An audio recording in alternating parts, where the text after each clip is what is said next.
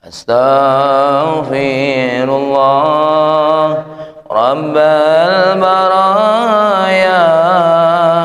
Astaghfirullah minal khataya. Astaghfirullah Rabbal baraya.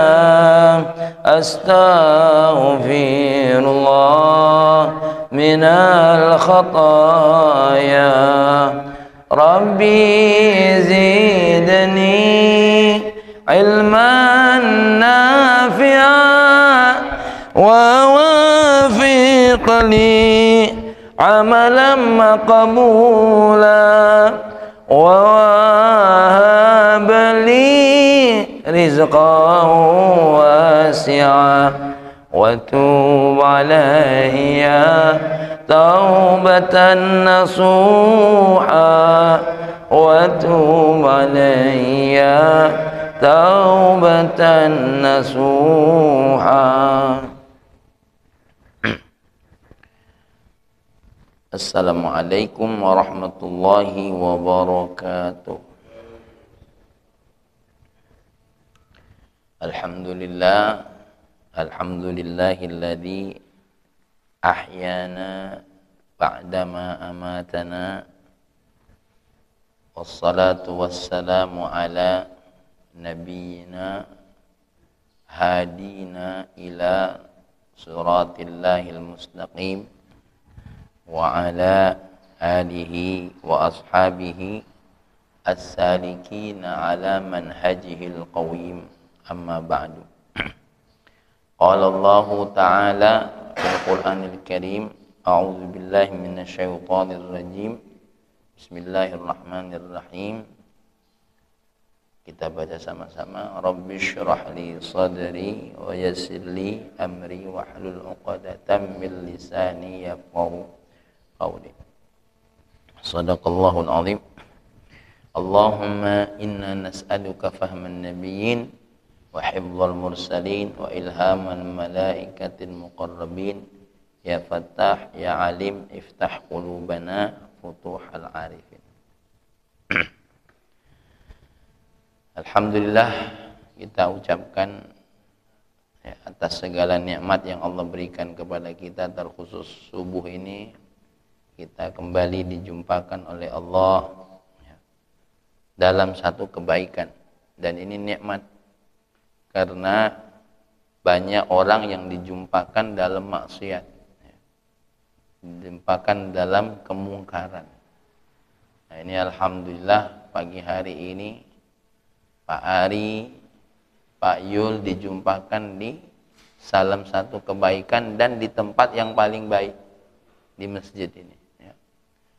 Dan mudah-mudahan ini tanda, mudah-mudahan Allah kepengen kita baik.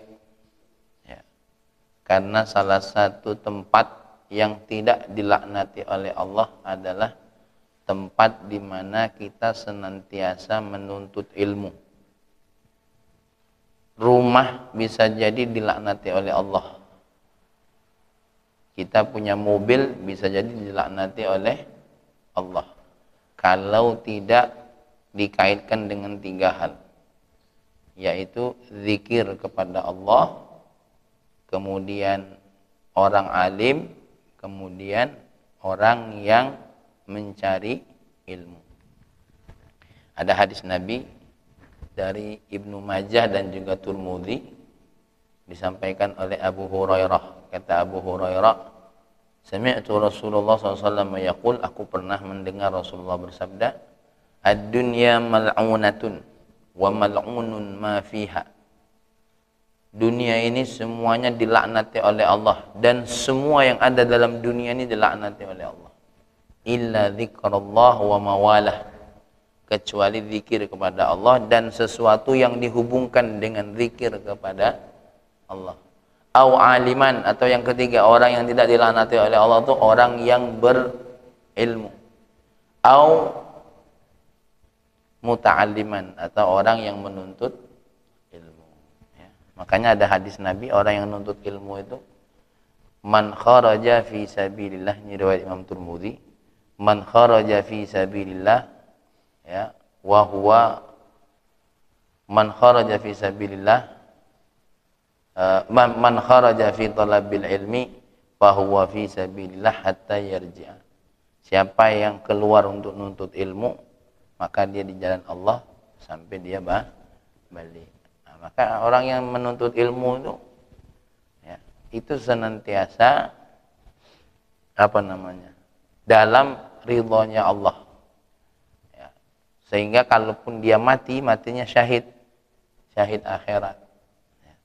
Sama seperti seorang ibu yang melahirkan anaknya, besar itu pahalanya. Nah, tapi aku yakin walaupun dengar hadis ini tidak galak mati dalam belajar, kan? Kira-kira nak balik tak nih kira-kira Pak Yul? Balik ya. Makanya walaupun dengar hadis ini tetap nak balik itulah. Nah, maka kita bersyukur kepada Allah. Nah, karena banyak orang itu kalau dapat duit, oh alhamdulillah, ya. Nah, padahal ada nikmat yang sangat besar, yaitu ketika seseorang itu masih mau mengingat Allah, ya. Ya, banyak orang yang hari ini banyak nikmat tapi tidak ingat Allah. Menikmati rumah besarnya, menikmati mobil mewahnya, menikmati jabatan gagahnya. Bahkan naudzubillah, mohon maaf Bang Pendi, Wak Pendi, dia punya perasaan dengan rumah mewah, dengan mobil, dengan rumah gagah, mobil mewah, jabatan hebat ini,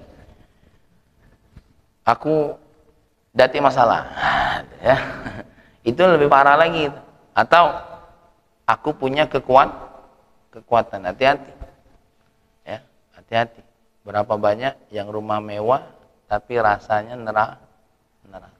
Alhamdulillah, ya. Alangkah hebatnya lagi, rumahlah besar, mewah, tapi dihubungkan dengan Allah. Di dalamnya sholat, keluarganya ingat Allah. Kenapa saya memulai ini?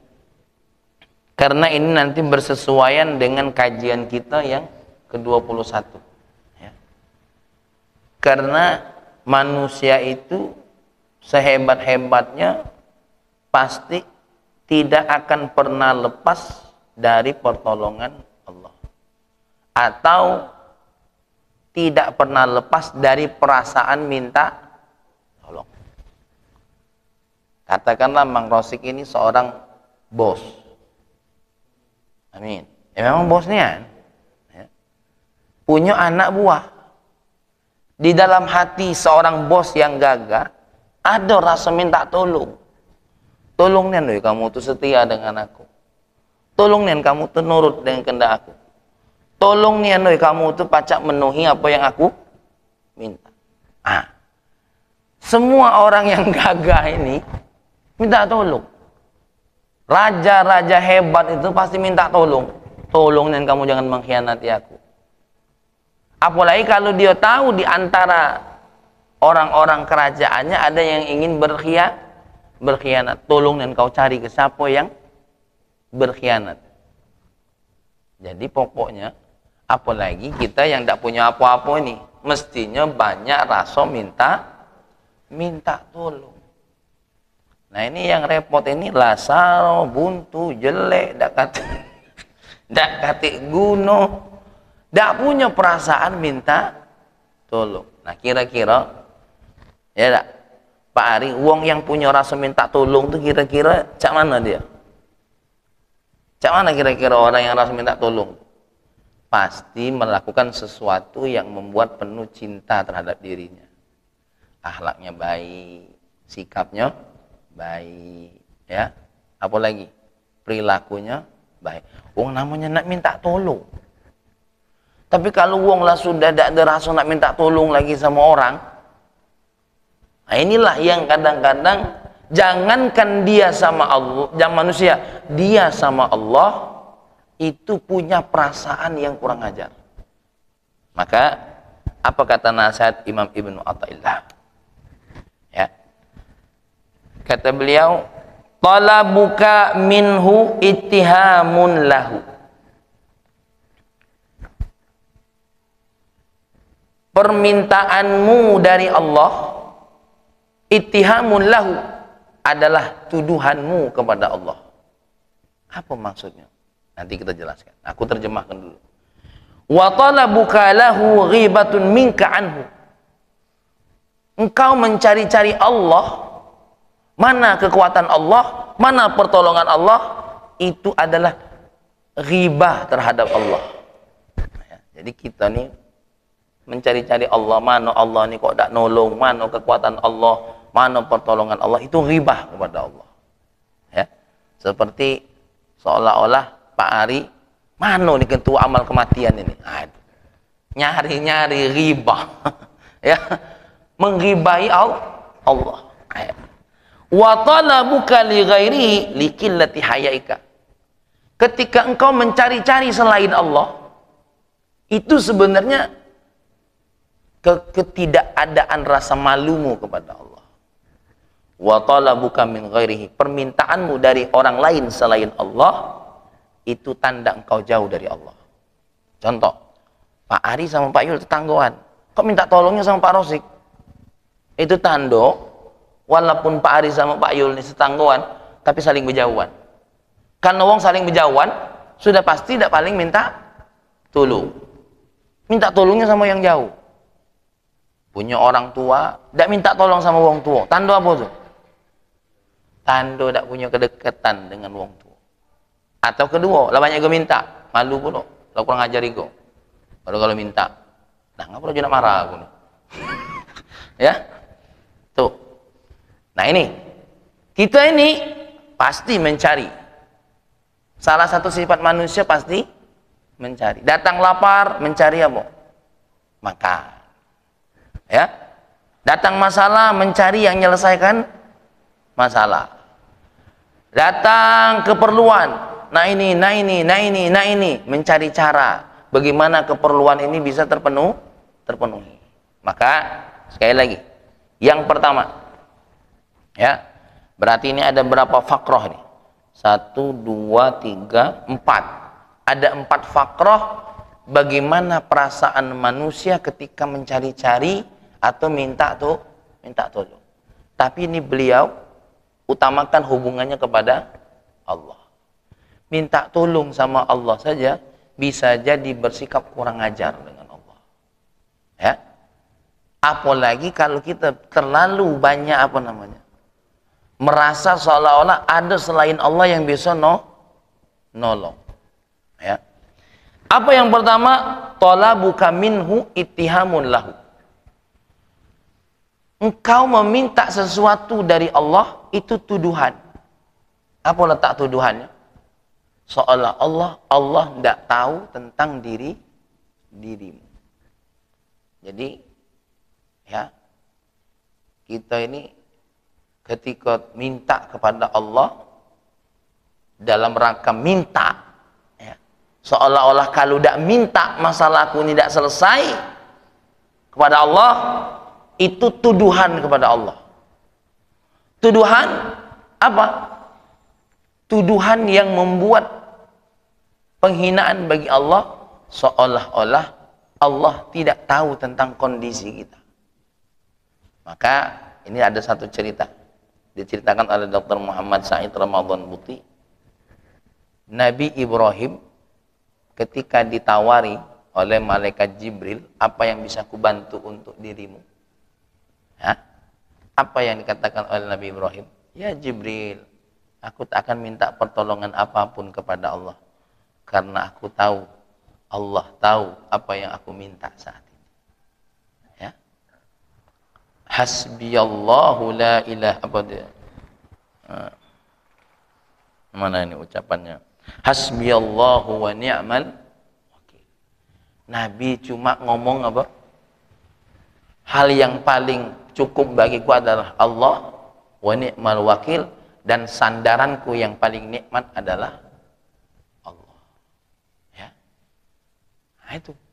Jadi kalau kita lagi ada masalah, kita lagi saro, lagi susah, mungkin rezeki lagi tidak banyak, sejatinya sekalipun wak pendi tidak minta sama Allah, maka Allah tahu bahwasanya ada manusia buntu, rezekinya sempit, seperti orang yang bernama Pendi, dekat tinggal di Pavilion situ, tetangga masjid, butuh pertolongan aku. Maka sikap-sikap kita yang seolah-olah kita membuat minta kepada Allah penuh dengan permintaan yang dimana mintanya kita itu, ya, yang timbul dalam rasa kita ini seolah-olah Allah tidak tahu, itu adalah ittihamun kepada Allah, tuduhan kepada Allah. Ingat, minta-minta di sini bukan doa, ya. Awas, ini nanti ada bedanya. Karena kalau doa itu ibadah. Artinya apa? Minta di sini nuntut Allah. Ya Allah, apa aku tidak dibantu ya Allah? Aku udah nengok, aku ini lagi perlu bantuanmu ya Allah. Maka ini adalah tuduhan kepada Allah. Ya, di sini Syekh Ahmad Zarruq berkata, apa nilai kita nuduh kepada Allah? Satu, min kibalil ilmi, dari sisi ilmu. Idlam taktafi bi ilmi bihalika an su'alik. Karena apa? Engkau merasa bahwasanya apa? Dalam hatimu kau tidak merasa cukup Allah tahu tentang kondisi kita. Ya, Allah tahu tentang kondisi kita. Jadi kalau kita merasa Allah tidak tahu tentang kondisi kita, sehingga kita nuntut Allah, sehingga kita mendesak Allah, menekan Allah, itu tanda kurang ngajarnya kita, seolah-olah menuduh Allah tidak tahu tentang apa? Tentang keadaan kita. Kalau Mang Rosik merasa Wak Pendi tidak tahu tentang kondisi kita, wajar. Wong kadang-kadang kita ini tidak tahu kondisi anak kita dewe, apalagi nak tahu kondisi tetangga. Kadang-kadang kita ini, ya, jangankan nak tahu kondisi wong lain, apa yang menjadi kehendak istri kita dewe kita tidak tahu. Sampai bini kita ngomong, lah kak, kau ini kurang peka nian. Oh, ya, aku ini bukan kurang peka, memang dari dulu peka. Nah, itu. Jadi menuntutnya kita kepada Allah, ya, dari apapun yang kita minta dari Allah, kalau didasari dengan seolah-olah Allah tidak tahu dengan apa, dengan dengan kondisi kita, itu adalah tuduhan bagi Allah, seolah-olah Allah tidak maha tahu. Makanya di dalam Al-Quran, ketika Allah bertanya kepada Nabi Isa, wahai Isa, apakah engkau mengajak orang lain menyembah selain Allah? Apa jawab Nabi Isa? Ya Allah, kalau aku jelaskan, engkau maha tahu dengan apa yang aku lakukan. Buka dalam ini surat Maryam, bagaimana Allah berkomunikasi dengan siapa? Nabi Isa. Engkau maha tahu dengan apa yang aku lakukan. Aku sungguh ya Allah tidak pernah mengajak. Jadi Nabi Isa menjelaskan itu bukan nak ngasih tahu Allah, tapi nak mempertegas saja sebagai seorang hamba, menjelaskan kepada Allah zat yang maha tahu tentang dirinya. Makanya didahului oleh Sayyidina Maryam, oleh Nabi kita Isa, engkau sudah tahu apa yang kulakukan ya Allah. Tuh. Ya. Kaget kalau seandainya Allah bertanya kepada Mas Yudi, berapa kali kau sholat tahajud? Kita jawab itu bukan karena Allah tidak tahu, tapi karena apa? Ketika Allah bertanya, itu kan minta. Allah merintahkan kita untuk menjawab. Walaupun kita tidak jawab, Allah maha tahu. Sama seperti nanti kita berdoa kepada Allah. Kita berdoa kepada Allah tuh bukan berarti Allah tidak tahu, tapi adalah rintihan seorang hamba kepada Allah yang mengerti Allah yang maha tahu. Allahumma ghfirli ya Allah, ampuni dosaku ya Allah. Kenapa? Atas dasar engkau tahu aku penuh dengan dosa. Jadi ketika Mang Rosik minta sama Allah tuh, jangan seolah-olah nak melapor tentang dosa kita, melakukan permohonan kepada kita, ya, seolah-olah Allah itu tidak tahu. Maka kita balik kepada apa? Balik kepada kaidah yang sebelumnya, Po. Kalau orang minta kepada Allah berdasarkan ini, khawatir Mang Rosik tidak galak berdoa, karena lah berulang kali doa tidak dikabul. Kan ada kan kajian kita kemarin? Maka prinsipnya ketika minta sama Allah, berdoa kepada Allah, jangan berdasarkan seolah-olah kita minta sama Allah, Allah itu tidak tahu dengan kondisi kita. Tapi mintalah atas dasar apa? Ubudiyah, atas kita menyembah Allah. Makanya supaya Mang Rosik, aku tahu kita nih hamba Allah, dikasih oleh Allah apa? Sesuatu yang tidak bisa kita capai. Jadi Pak Ari jangan kaget. Aku ini lah minta sama Allah, lah berdoa sama Allah. Kok ada sesuatu yang ndak apa? Yang ndak aku dapat. Allah cuma ngasih tahu. Oh Ari, walaupun jenggot kau tuh bagus, kau tuh tetap hamba Allah. Tidak semuanya yang kau inginkan kabul. Bahkan bisa jadi apa yang kau minta itu hanya berdasarkan hawa nafsumu, bukan berdasarkan apa yang bagus untuk dirimu. Belum tentu. Sering kan kita minta, mungkin itulah permintaan hawa nafsu kita. Ya. Nggak, aku lagi nonton cerita film Korea nih, ya. Masalahnya ada permintaan seorang putri raja yang permintaan itu sudah disampaikan oleh cenayangnya. Cenayang itu apa? Dukun raja. Apa yang kau minta ini sebenarnya bertentangan dengan ketentuan langit, kata cenayang. Ya. Kenapa aku lagi cerita nonton Korea ini? Ya. Kenapa? Karena yang ditentukan oleh langit katanya bukan apa yang kau minta. Ini hanyalah permintaanmu. Ingat, permintaanmu yang kau paksakan bisa mengorbankan orang banyak. Ya. Makanya ya, kita minta kepada Allah ini yang apa sudah pasti Allah janjikan. Permohonan ampun, minta hidayah. Tapi kalau minta detail, aku hidup, aku harus kaya ya Allah. Kekayaan aku adalah harus begini, begini, begini. Nah, inilah kurang ajar ini namanya. Lendikti aku ini namanya. Hah? Anak aku ya Allah harus jadi orang alim. Alimnya begini, dia berilmu tapi dia agak terkenal ya Allah. Nah, terkenalnya tuh dia jangan di Linggau ya Allah. Kalau bisa di nasional. Nah, inilah lain, inilah dikti Allah ini. Ya. Mas Yudi, ya Allah aku minta bini, ya, yang ini ya. Yang ini ya Allah. Yang ini. Nah, yang ini. Nah, kalau tidak ini ya Allah tolong gantikan dengan yang ini. Nah, ini. Ya. Nah, ya, maka serahkan itu kepada Allah. Kan kemarin kita sudah mengkaji.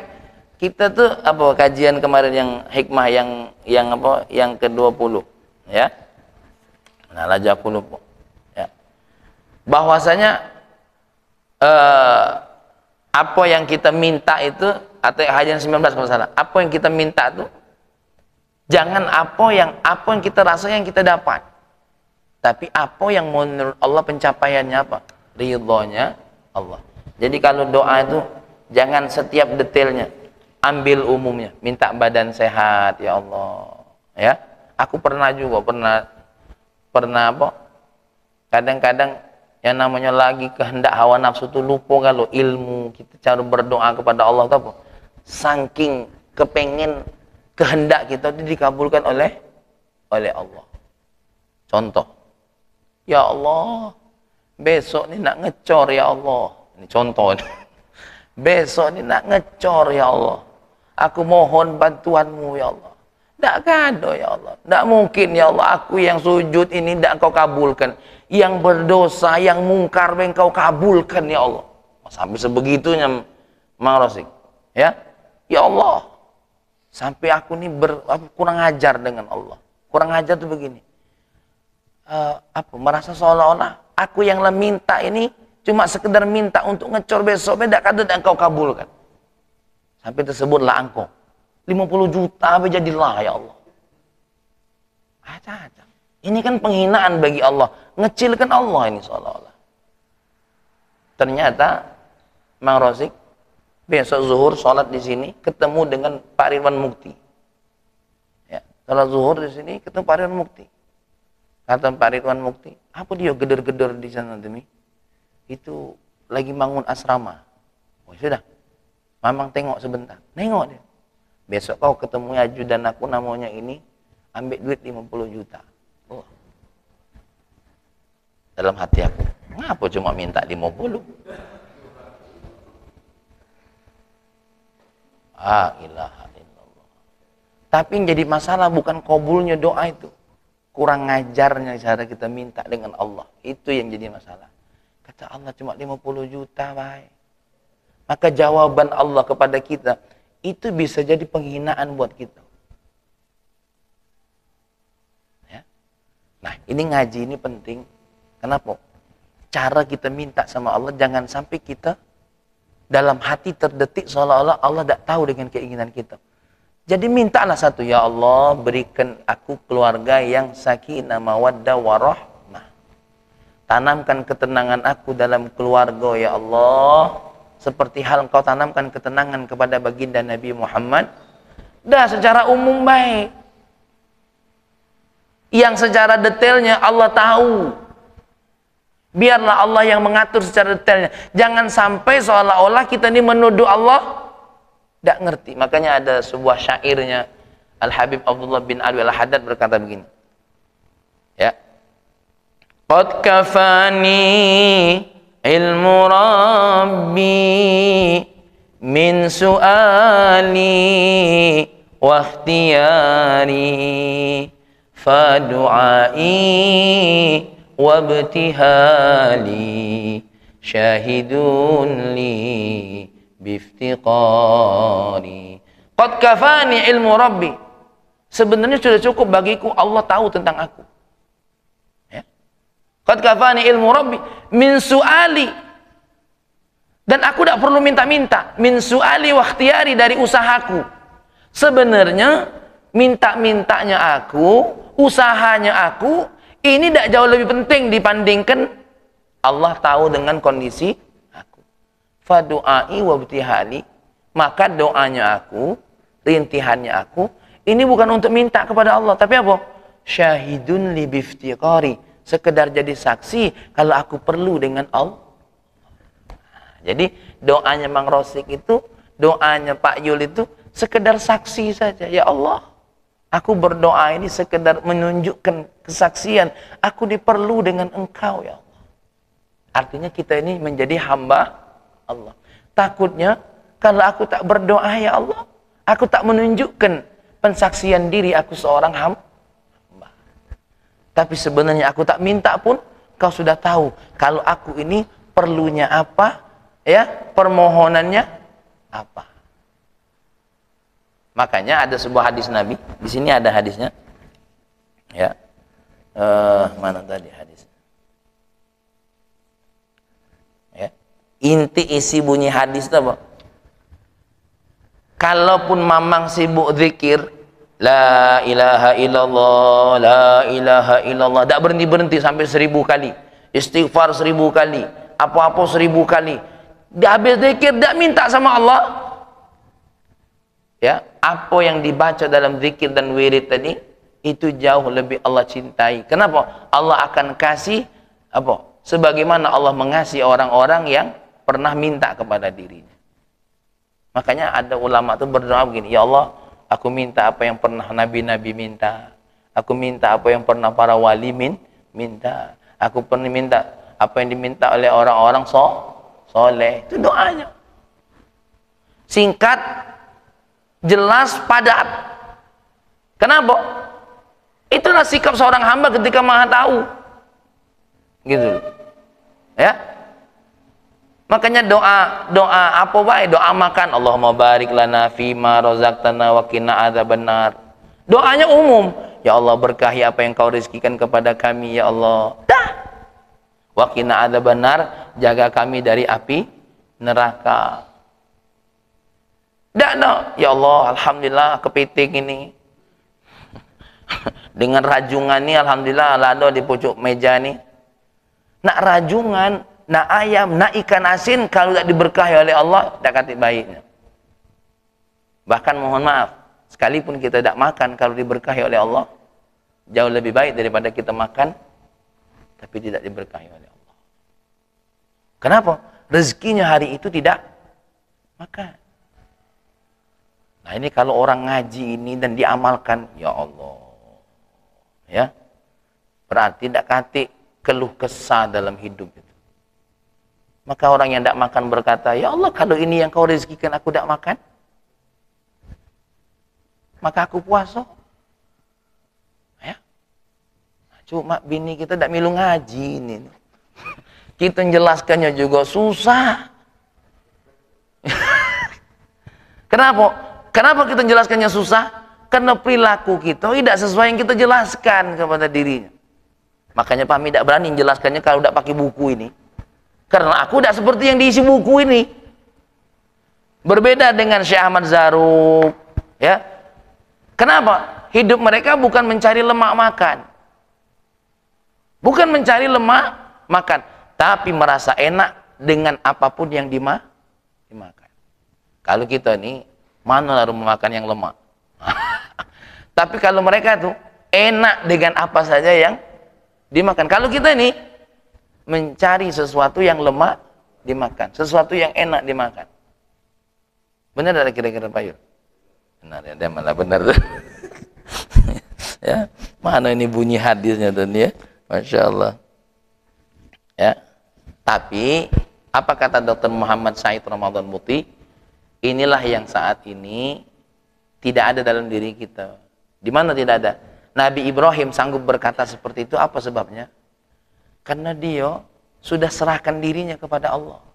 Melalui sholatnya, melalui zikirnya, melalui perasaannya kepada Allah. Maka ketika aku dibakar ini, apalagi yang aku sampaikan kepada Raja Namrud ini adalah perintah Allah. Untuk menyampaikan bahwasanya apa? Ini bukan Tuhan. Ini hanya patungmu yang kau sembah. Maka sudah aku serahkan sama Allah.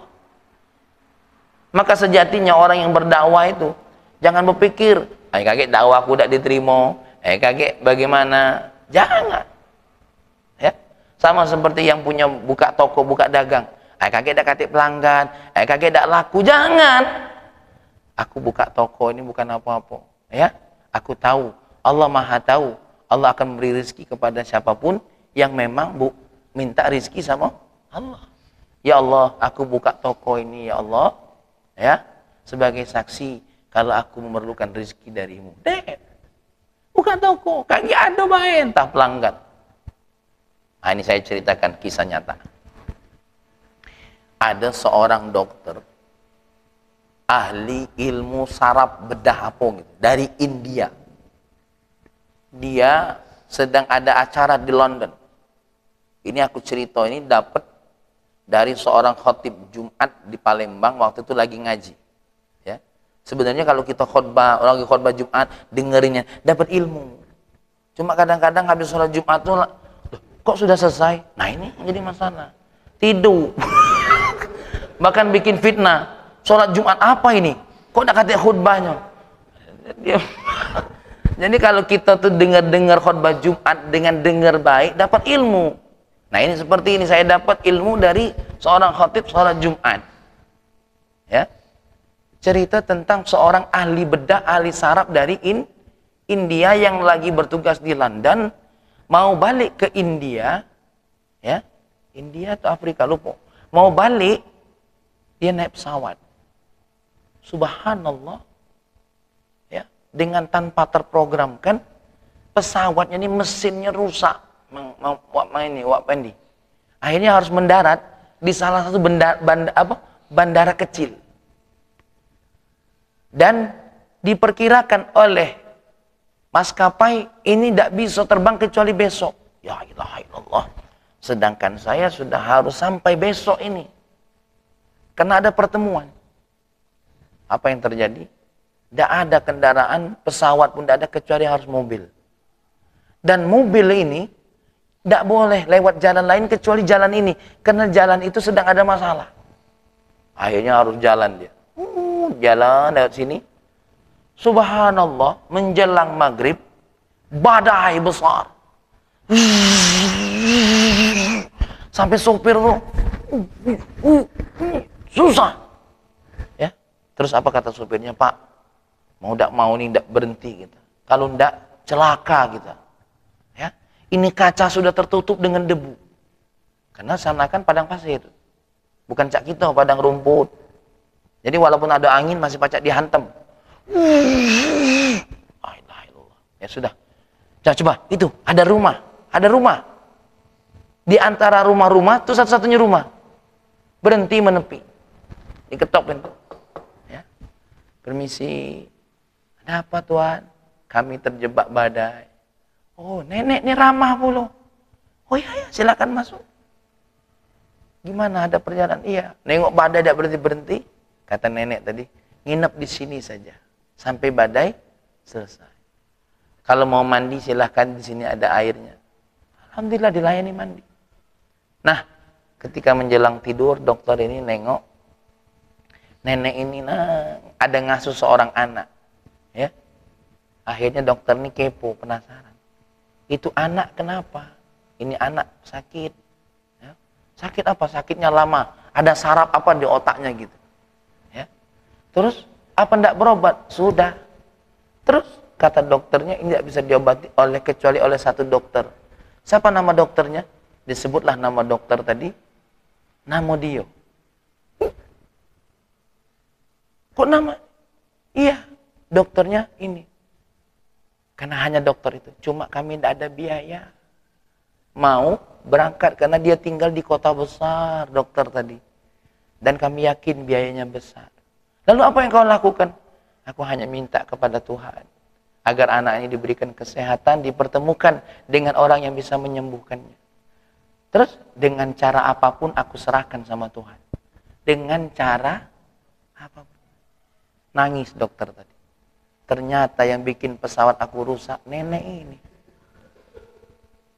Ternyata yang membuat aku terpaksa naik mobil nenek ini. Ternyata yang membuat aku kena badai harus berhenti nenek ini. Coba lihat. Orang kalau sudah serahkan sama Allah tanpa harus mendetail-detail. Ya Allah, temukan dengan aku dokter yang menyembuhkan aku. Kalau pacak tanpa antri, ya Allah, tidak usah. Ini nak berdetail nih. Allah kalau sudah inginkan sesuatu kepada seorang hambanya, sampai didatangkan orang yang, mohon maaf, dia tidak tahu alamat nenek ini.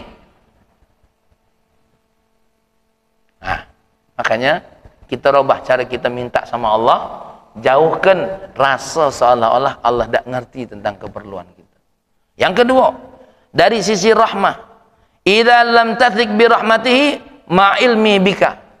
Jangan sampai kita berdoa seolah-olah Allah itu tidak punya kasih sayang dengan kita. Jangan. Kenapa? Dengan begini bisa jadi nanti kita tidak yakin dengan Allah. Jadi bentuk tuduhan kita kok seolah-olah Allah tidak sayang dengan kita. Ya Allah, kenapa begini banyak masalah Engkau berikan kepadaku? Apakah sudah hilang Kau cabut kasih sayang kepada diriku? Tidak.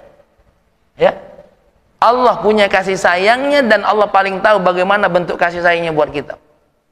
Sama seperti Pak Ari dimintai oleh anaknya minta beli ini. Kenapa tidak dikabulkan? Karena aku sayang, Ustaz. Kalau aku unjuk dia makan itu, kaki dia demam sakit, dia dewek yang sarap. Ya kan? Ini bentuk kasih sayang Allah. Yang kadang-kadang anak tidak ngerti apa bentuk kasih sayang Allah. Tuh. Ya. Jadi ketika ada seorang raja mengusir anaknya dari kerajaan, dilempar kehidupan apa? Masyarakat biasa, anaknya raja ini akan berkata apa? Ayahku sudah tidak sayang dengan diriku. Sehingga satu waktu dipanggil oleh ayahnya. Berapa lama kau tinggalkan? Dengan cembetut anaknya jawab, sekian tahun. Apa yang kau rasakan di sana? Makan susah, hidup susah. Terus apa yang kau lihat? Namanya masyarakat di sana adalah hidup merakyat, begini diceritakan. Akhirnya apa kata anaknya? Laporan yang paling aku percayai selama ini dari menteri-menteriku dirimu. Oh, dipahami. Oh, ini tujuan ayah. Ya, aku harus punya pemegang tahta, pewaris tahta 1, 2, 3, 4, 5, 6. Oh, ini. Kalau anak yang dalam istana itulah, nggak tahu dia. Cuma bilang, datang makanan. Kalau ini tidak harus nanam dulu, nyangkul dulu, segala macam. Maka kadang-kadang ada bentuk kasih sayang Allah. Kalau kata Kiai Haji Hashim Muzadi, kalau kita sebagai hamba berdoa kepada Allah kok belum dikabulkan, tanamkan dalam perasaan hati. Apa? Allah sedang kepengen melihat rintihan kita tidak berhenti. Karena apa? Salah satu bentuk kasih sayang Allah, belum dikabulkan minta terus. Ya Allah. Nah, itu Allah senang nengok kita, ya Allah, dengan rai miring-miring. Hah? Allah nak nengok ini kira-kira, ini kalau ku kabulkan, berhenti ini. Ya? Makanya waktu dikabulkan, tuh merintih lagi sama Allah. Terima kasih ya Allah, kalau kau tidak berikan apa yang ku minta ya Allah, 1, 2, 3. Maka jangan sampai kita menuduh Allah ya bahwasanya Allah tidak sayang dengan diri kita. Karena ya mohon maaf, ini yang berlaku sama Fahmi Dewe. Ketika diponis gagal ginjal stadium 5 itu, wah itu menghujat Allah nian Bang ini Mak Pendi. Ya, Fahmi ini alhamdulillah ya Allah, aku tidak pernah mabuk dari bujang. Sebatang rokok belum pernah dihisap. Fahmi alhamdulillah belum pernah merokok. Ya, karena ayah ngomong dari dunia akhirat deh. Tapi kalau yang rokok kulit jagung apa namanya? Itu pernah nyobo karena nenek suruh nyobo. Tapi kalau yang rokok modern tuh belum pernah. Bahkan dipaksa kawan belum. Aku alhamdulillah nyicip berjudi belum ya Allah. Ngapa dak mereka be yang kena? Waktu itu timbul.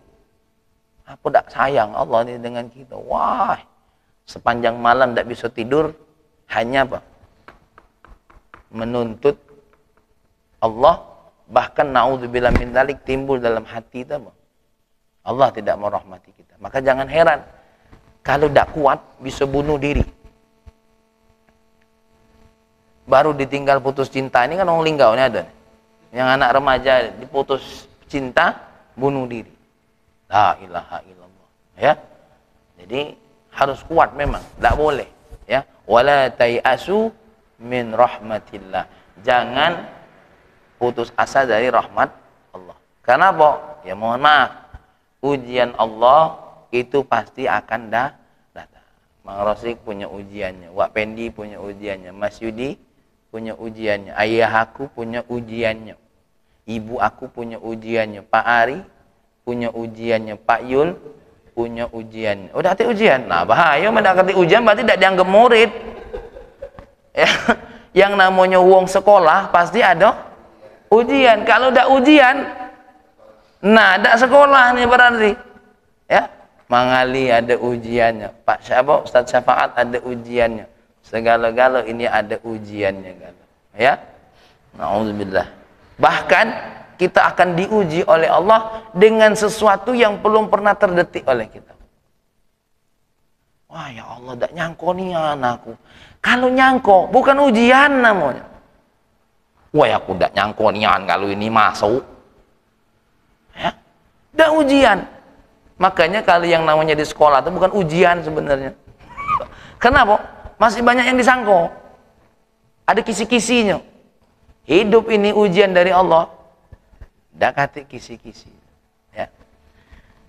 Sukses terus, nyari kerjaan mudah, naik pangkat mudah, segala macam mudah. Di manalah ujian aku ya Allah? Ketika dia tidak bersyukur, itulah ujian.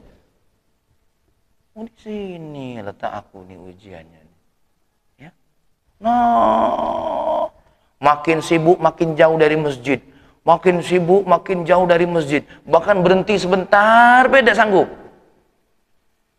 La ilaha illallah. Diuji oleh Allah untuk ngatur waktunya. Padahal bukan ujian, bakalan nampaknya kan bukan ujian. Ya aku ini alhamdulillah tidak masalah ya. Masalah paling itulah, paling itu. Makanya kita masih mending diuji oleh Allah dengan sesuatu yang kaitannya bukan menjauhkan diri kepada Allah. Yang ketiga, min qibali basatil wa'di illa wasaqta bi qismatihil azaliyah annaha wasilatun wa bi dhamanihi, ya. Ma kunta tatlubu minhu syai'an qasamahu laka min qibali wujudika walidzalika qila la takunu muhtammina fatakunu lirazzaqi muttahamina, ya. Baik. Yang kedua dari sisi apa? Allah itu apa? Memenuhi janji. Maka hati-hati kalau kita ini nuntut sama Allah, minta sama Allah, ya. Itu bisa jadi ittiham dari sisi apa? Dari sisi, ya Allah, Engkau kan berjanji, ya Allah. Kalau aku minta, kalau aku berdoa, pasti akan aku penuhi, ya Allah. Ya. Maka yang ada, jangan sampai begini. Jangan sampai, kita ini harus begini.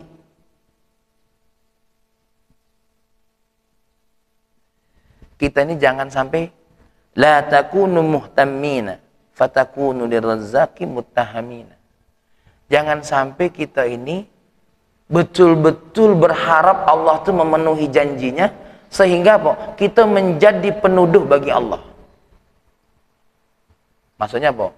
Terlalu apa namanya? Terlalu berharap sehingga apa? Menjadi orang yang menuduh kepada Allah. Tapi yang ada adalah apa? Kita minta kepada Allah adalah menjadi seorang hamba. Aku minta ini karena menjadi seorang hamba, ya. Sehingga apa?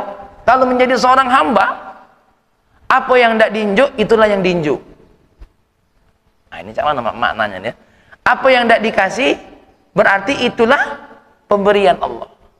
Ya Allah, aku nih ya Allah kepengen seandainya begini. Nah, katalah aku ambil contoh Mang Rosik deh. Ya Allah, aku pengen berangkat haji. Seandainya Mang daftar.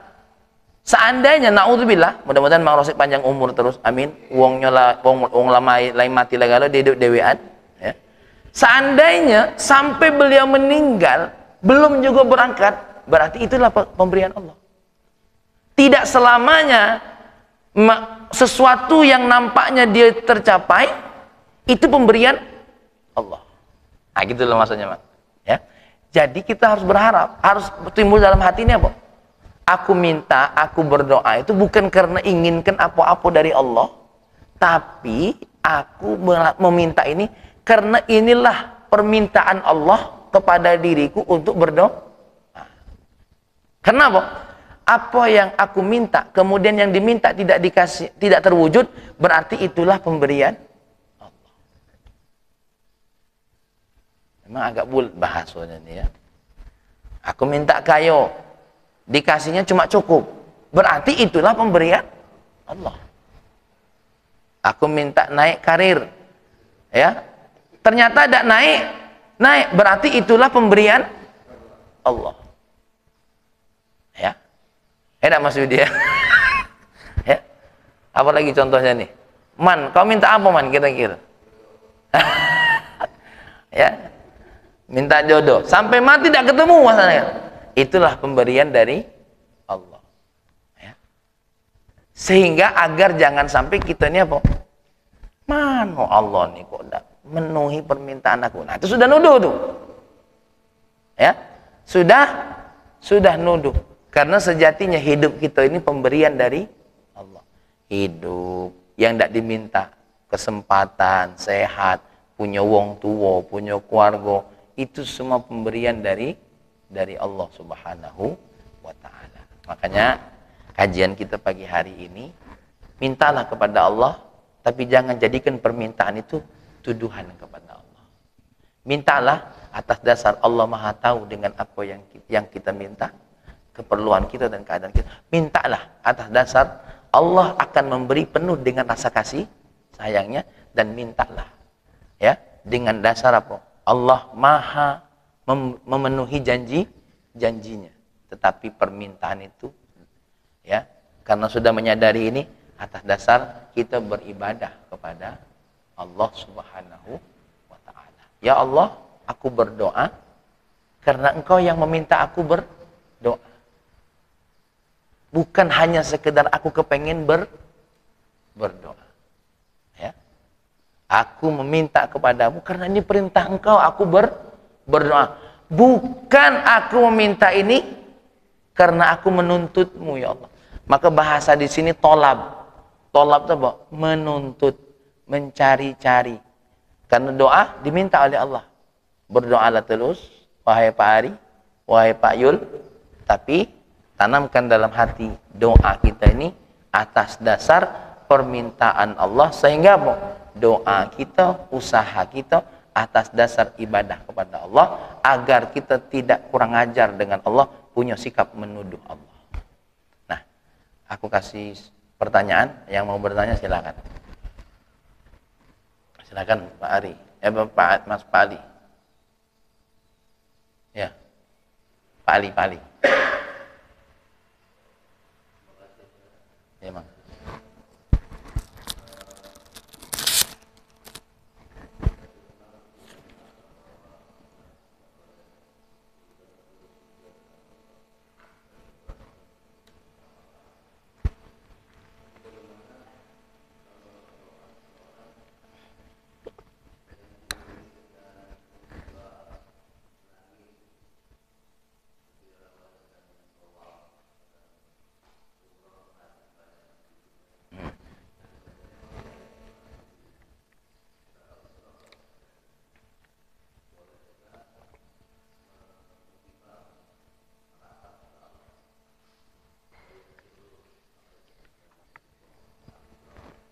Ya.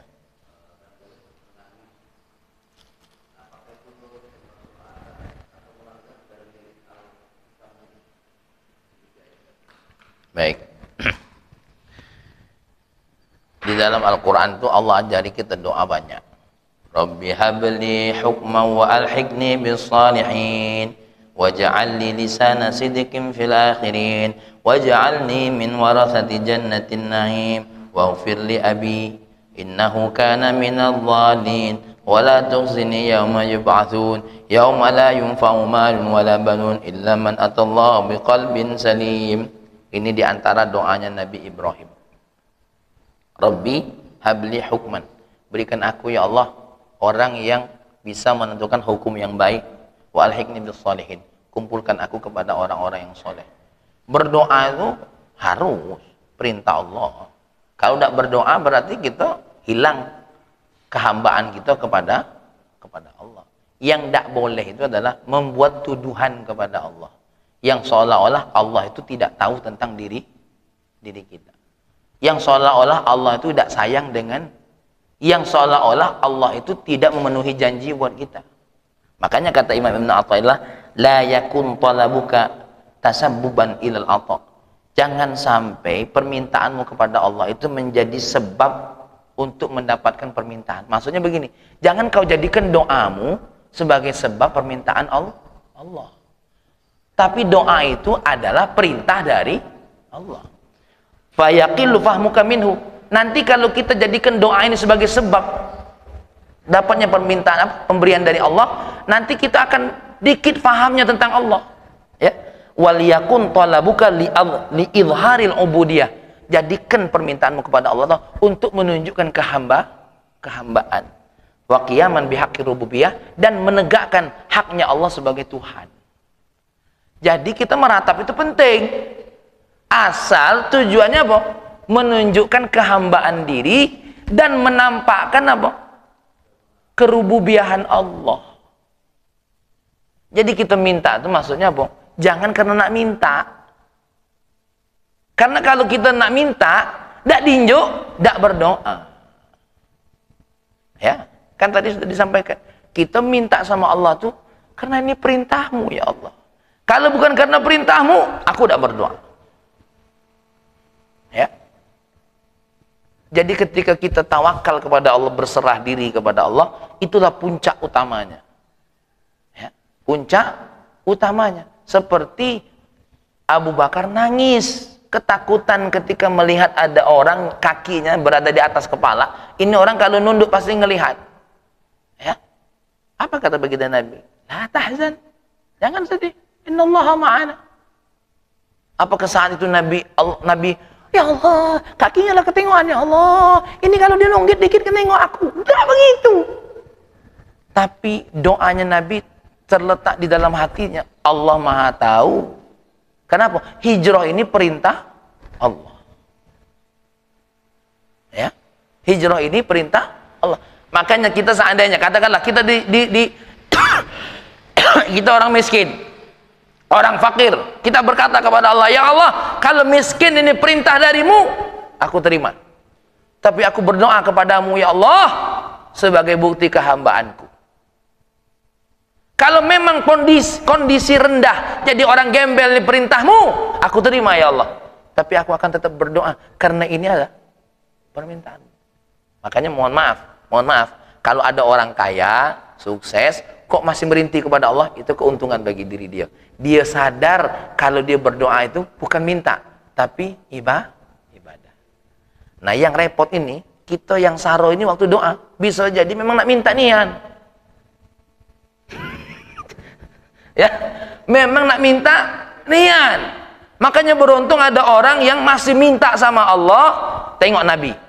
Apa kata Sayyidina Aisyah? Ya Rasulullah, kau ini kurang apa lagi? Surga lah di tangan, bahkan kunci surga di tanganmu. Ampunan Allah sudah kau raih. Kok masih ibadah sebegini hebatnya? Ada apa? Sampai kaki bengkak-bengkak, ada apa? Apa jawab Nabi? Ala akunu abdan syakura. Apa aku tidak boleh jadi hamba yang bersyukur? Berarti Nabi itu bukan lagi minta. Nah ibadah kita ini masih minta, berarti nodo sama Allah. Ibadah Nabi itu apa ini? Walaupun lah tahu surga di tangannya, walaupun lah tahu ampunan Allah di tangannya, syafaat di tangannya, tapi dia masih minta kepada Allah. Tanda ibadah Nabi itu apa? Murni hanya ubudiyah. Nah kalau kita ini masih tengah-tengah, bisa jadi ubudiyah, makanya doanya pas lagi ada masalah agak geter, pas lagi ada masalah tidak bergeter. Pas lagi ada masalah, ya Allah, nah itu nadanya. Tapi pas ada masalah, Allahumma ighfir lana dzunubana wa li walidina walhamdulillahi alamin. Nah itu doanya kita tuh. Kenapa? Karena kita tidak atas dasar ubudiyah, tapi atas dasar apa? Keperluan dan kebutuhan. Lagi perlu, ya Allah. Lagi tidak perlu, Allahumma ighfir lana dzunubana walhamdulillahi alamin. Astagfirullahaladzim, la ilaha illallah. Ya, nah ketengokan. Jadilah itu bela, ya. Jadi pertanyaan yang bagus, meratap terus, tapi sebagai bukti kita hamba Allah dan sebagai bukti kita meyakini kerububiyahan Allah, ya, tentang maha tahunya Allah tentang diri kita. Mohon maaf, kami cuma bisa menyampaikan walaupun tidak bisa mengamalkan. Karena orang yang menasehati kita ini, mereka sudah menjalani proses spiritualnya. Tapi paling tidak, Pak Pendi, kita jadi tahu. Nah, kalau jadi tahu nih, sesekali nyobo tidak masalah. Sesekali nyobo. Kita coba kira-kira. Lagi dati masalah nih, cak manonian. Berdoa yang penuh dengan rasa hamba. Gitu. Bukan berdoa dengan penuh rasa minta.